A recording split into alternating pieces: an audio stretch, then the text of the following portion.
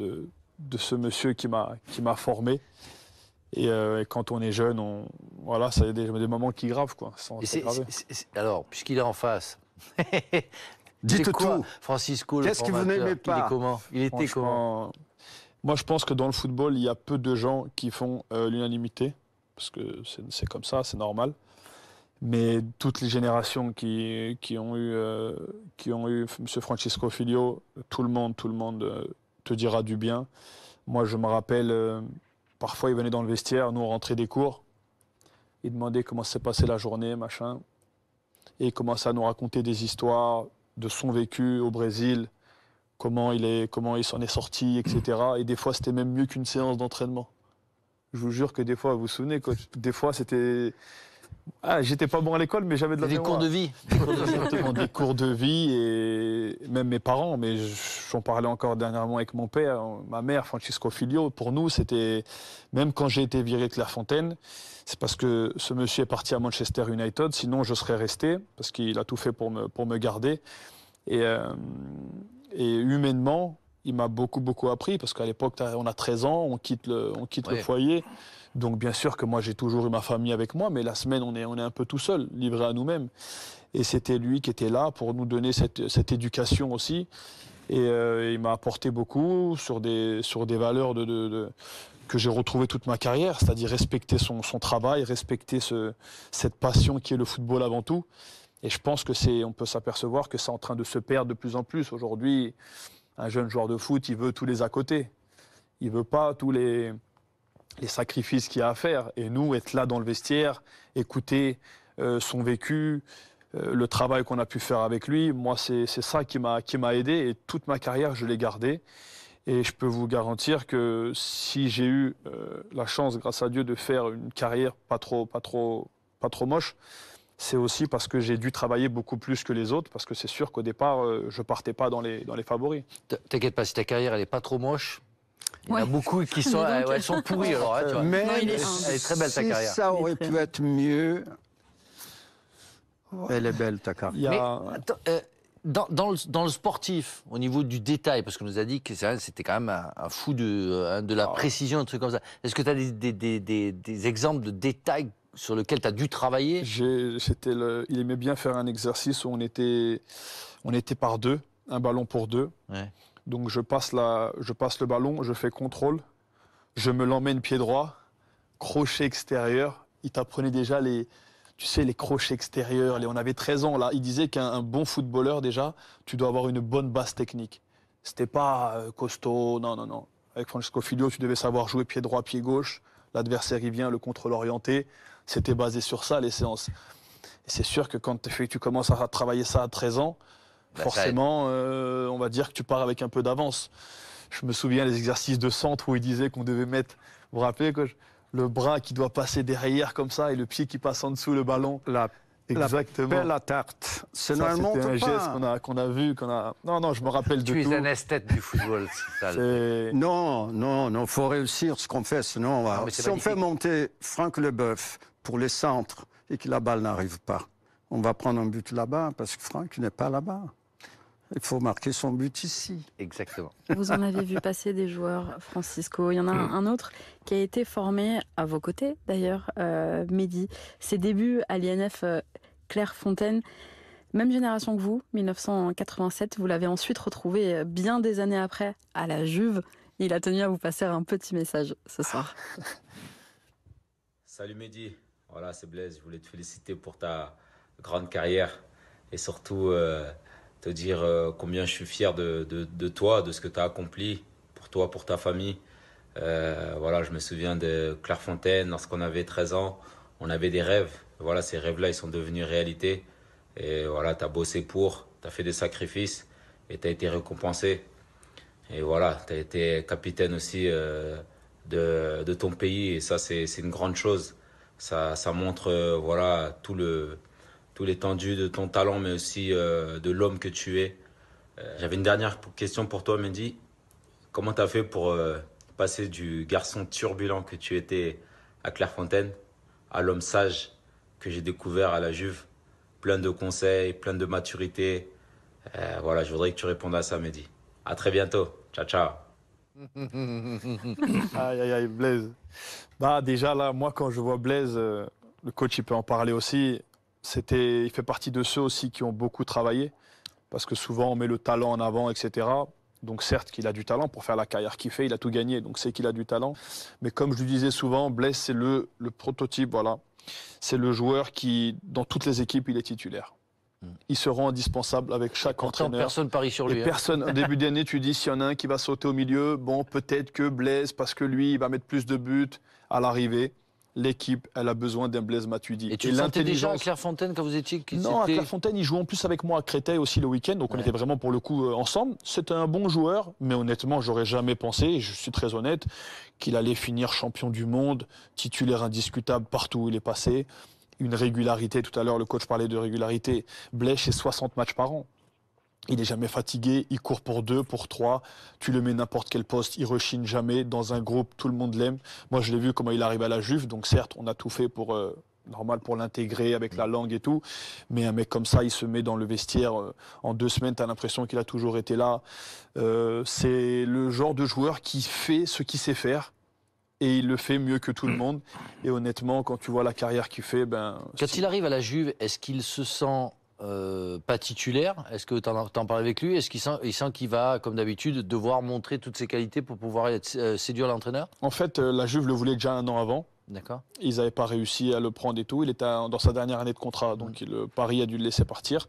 Parce que je pense je crois que Paris lui avait dit qu'ils allaient pousser un peu plus pour Rabiot et qu'il allait un peu moins jouer. Lui, il se sentait encore en forme et il voulait en plus essayer d'aller gratter la Champions League, etc. Donc il y a la Juve qui est arrivée, il a foncé. On avait fait un match amical à Miami contre Juve PSG d'ailleurs, on l'avait joué contre lui. Et il m'avait posé 2-3 questions sur la Juve. Je dis écoute, moi le directeur, il n'arrête pas de me parler de toi, essaye de venir, il compte sur toi. Et je sentais qu'il me disait mais attends, des fois vous jouez avec 2 milieux, imagine...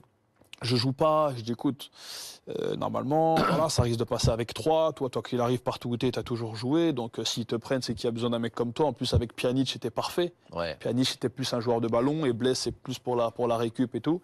Et ça n'a pas loupé. Il est arrivé, il a dû faire peut-être 2 matchs sur le banc. Ouais, au début, ouais. Et il a joué. Et Blaise, cette habitude qu'il a été obligé de prendre, de jamais faire l'unanimité, parce que quand on parle de l'arrivée à la Juve, on peut parler aussi du départ de Paris Saint-Germain, qui pour moi la plus grosse est une énorme connerie. Et donc, énorme erreur. Et lui, il s'y est habitué, ça lui sert pour se motiver, ou il s'en fout complètement?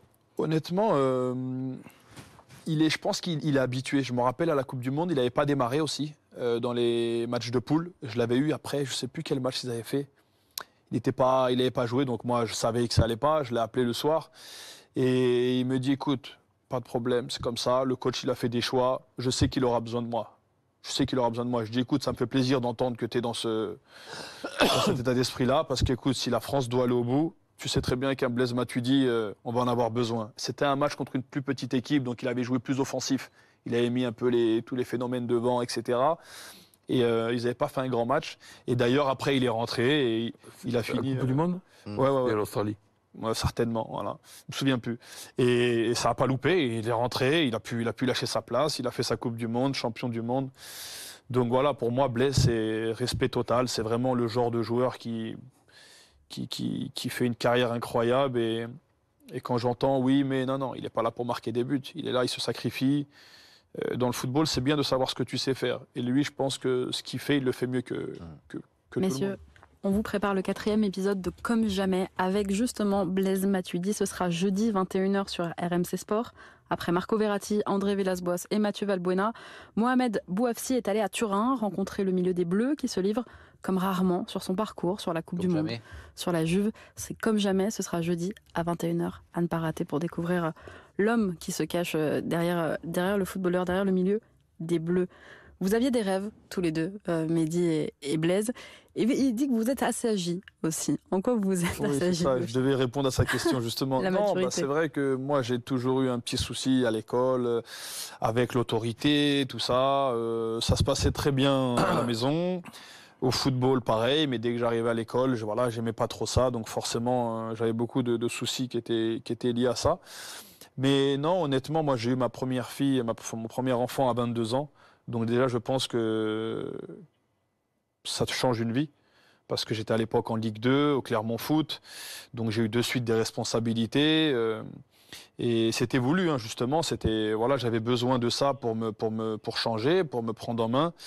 Et là, quand tu te sens papa, tu sais que tu peux plus rigoler, tu dois faire attention à tout ce que tu fais. Et ça m'a beaucoup aidé. Et puis par la suite, j'ai eu la chance d'agrandir ma famille. J'ai eu 4 enfants, donc forcément, c'est encore plus de responsabilités. Et donc voilà, on essaye d'avoir un bon comportement, même si évidemment on est loin d'être parfait. Mais c'est sûr que je me suis assagi, ça c'est clair. Mais est-ce que tu n'as pas eu une forme de mentalité de revanchard, en fait, où tu es une exception?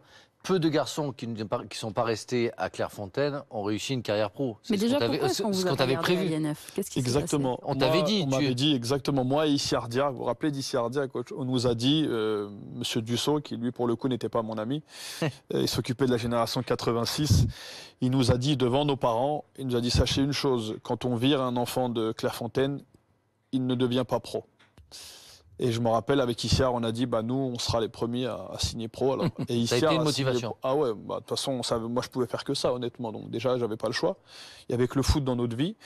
Issiar, ça a été le premier à signer à Amiens, si je me trompe pas, à l'époque, à 17 ans, je crois. Moi, un peu plus tard, à 19 ans, j'ai signé à Marseille, ou 18 ans. Mais voilà, c'est sûr Pourquoi que... Pourquoi ils vous ont pas gardé, Mehdi? Moi, honnêtement, j'avais des problèmes au collège, ça c'est vrai. J'avais beaucoup de problèmes de comportement et mes notes n'étaient pas très bonnes. J'avais été déjà viré une semaine pour des petites disputes. Et le coach avait fait en sorte de me faire revenir. Et on arrivait à la fin de la 2e année où le coach est parti à Manchester United. Donc en fait, il ne pouvait plus trop décider de mon sort. C'était Claude Dussault qui était responsable. Et il s'est fait un plaisir de me faire partir. Donc après, je comprends. Attention, j'étais pas un bon élève. Je posais quelques soucis. Donc voilà, il a pris sa décision. Mais vous êtes passé pro et vous avez eu votre revanche. Ouais, on va dire ça comme ça. Ce qui compte, Mehdi, c'est que j'ai eu des échos qui partout où tu as passé, c'est toi qui conseillais, qui recadrais les jeunes joueurs qui parfois avaient un comportement qui pouvait être susceptible de les faire virer à leur tour. Donc, tu as eu une attitude quand même très honorable, à mon avis, d'entraide et de grand frère. Et nous, tout ce qu'on nous a dit, c'est l'énorme professionnalisme dans chacun des clubs dans lesquels vous êtes. Partout où tu as passé, même en Allemagne. Oui, non, ça c'est sûr que... Moi, je dis toujours que... J'en parlais souvent avec Gianluigi Buffon, qui est pour le coup encore un exemple dans le métier. Il disait souvent que si tu veux durer le plus longtemps possible et prendre du plaisir, tu dois respecter ton métier. Et à travers le respect de ton métier, justement, il y a cette rigueur que tu dois mettre au quotidien. Moi, je vois des mecs, toute ma carrière, j'ai vu des joueurs, même dans des bons clubs, arriver avec un petit 10 minutes de retard ou un quart d'heure de retard. Donc forcément, c'est pas grave. Non, c'est pas grave. Mais t'as que ça à penser de la journée, c'est d'être à l'heure normalement à l'entraînement. Donc comment tu fais pour être en retard? Ça, c'est des choses que moi, je me suis jamais autorisé, par exemple. Je préfère être le premier et attendre un quart d'heure les autres que j'arrive dans une pièce et je dois demander pardon parce que c'est moi qui est en retard ou si j'ai une séance à faire, même si je suis un peu fatigué, je sais que je vais devoir la faire. Donc je préfère me donner à 100%. Prendre du plaisir dans ce que je fais que de le faire à reculons et j'ai l'impression que ça passe pas. Ça a toujours été un peu ma façon de penser. Donc c'est vrai que de ce côté-là, c'est vrai que je pense qu'on ne peut pas me reprocher grand-chose dans ça, mais c'est normal, ça devrait être la normalité. Autre membre de votre génération avec Blaise, on parle souvent du quatuor de cette génération 87, Karim Benzema, Hatem Ben Arfa, Jérémy Ménez et Samir Nasri. Justement, ce dernier, formé à vos côtés, Mehdi, à l'Olympique de Marseille, il nous raconte 2 anecdotes assez incroyables qui vont vous rappeler de bons souvenirs. Mehdi, regardez. Salut à tous, salut à toi Mehdi. Alors, j'ai 2 anecdotes concernant Mehdi. La première, on était au centre de formation et on avait un contrôle et on n'avait pas révisé tous les deux. Donc, on a décidé quel était le meilleur moyen de rater ce contrôle. Et Mehdi avait une idée. Et donc on est parti prendre une douche bien froide. Et on s'est mis en caleçon sur le balcon pour pouvoir attraper froid. Avec ça, on a frotté un peu des oignons devant nos yeux pour avoir les yeux rouges, pour avoir 42 fièvres et pas faire ce contrôle. La deuxième aussi, c'est que on aimait bien jouer à la PlayStation ensemble.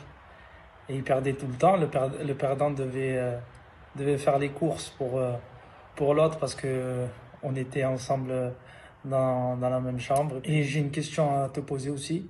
C'est est-ce que ton surnom, c'est toujours Benagol comme quand tu étais jeune? Est-ce que tu as toujours les mêmes aptitudes à marquer devant le but? Ou bien maintenant tu es juste un simple défenseur? Allez, bis frérot. Il y en a des dossiers là. Samir Nasri qui ressort les grosses sort les gros dossiers lui. Ouais, bah Samir, on était ensemble, c'est vrai, à Marseille quand je suis arrivé. À l'époque, c'était José Anigo qui me dit voilà, je vais te mettre en chambre avec le nouveau Zidane. Le nouveau Zidane, il a 16 ans, il a joué déjà en CFA, machin. Enfin, il allait être pro, c'était pour le coup, c'était sûr. Il me dit c'est un super mec et tout, et donc j'arrive, je tombe sur Samir. Bon, au début, calme et tout, et puis après, le vrai Samir qu'on connaît, le chambreur.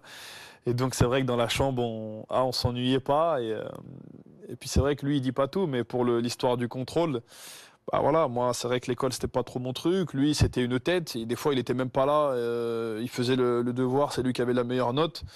Donc il me dit mais non, on n'a qu'à s'y mettre et tu vas voir, c'est vite fait. Et je dis écoute, moi je sais que je suis pas capable de réviser en une soirée ce truc, je suis pas capable, donc il faut trouver une solution. Et donc voilà ce qui m'est venu et n'empêche, il a fait avec moi aussi. Donc solidaire dans la connerie quoi. Exactement.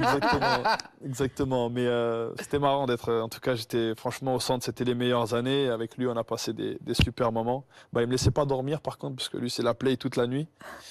C'était compliqué, mais après, heureusement, il a joué en pro très très tôt, donc il a vite quitté le centre. À 17 ans, il a intégré l'équipe première. Et vous avez pu dormir. Ouais, je pouvais dormir un peu mieux.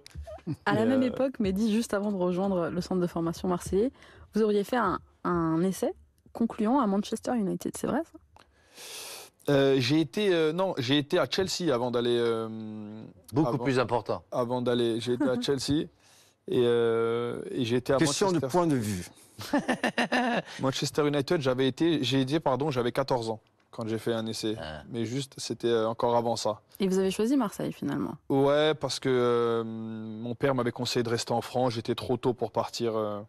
C'était trop tôt pour partir à l'étranger. C'était pas comme maintenant à l'époque, c'était plus difficile. Et dans tous ces clubs, en ce qui concerne les jeunes, parce que je ne réalisais pas que Samir, il avait seulement 16 ans quand tu l'as rejoint. C'est celui qui t'a fait la plus grosse impression ou il y en a eu d'autres comme ça à cet âge-là? Samir, il était phénoménal. C'était incroyable à mon équipe de France. C'est vrai qu'il y avait Hatem qui était doué aussi. À Marseille, il y avait Ahmed Yayaoui. Tu dois mais je ne sais pas si c'était pas lui le meilleur. Beaucoup disent ça, mais tu sais, c'est un peu la légende quand il y en a un qui n'a pas percé, dire l'autre il était meilleur et tout. Non, il avait tout pour réussir. Il était très très fort. C'était un numéro 6. Il aime celle-là. Non, c'est vrai, c'était un numéro 6. Mais en ce qui concerne Samir, après, tu sais, la vision sur le foot, ça fait des débats qui ne finissent pas et on ne sait jamais qui c'est qui a raison. Moi, je pense qu'une des erreurs qui a été faite, et ce n'est pas sa faute à lui, c'est de le voir comme un numéro 10. Et moi, je le voyais comme un super relayeur, c'est-à-dire un 8 qui pouvait aller devenir 10 quand son équipe avait le ballon, mais je n'ai pas trouvé Samir comme un grand joueur dans les 25 derniers mètres. Par contre, dans les 35 derniers mètres, je ne le trouvais pas grand, je le trouvais même très très grand. Ce 8 là, par qui tous les ballons passent et que ça fait chaque fois des bons ballons pour les autres.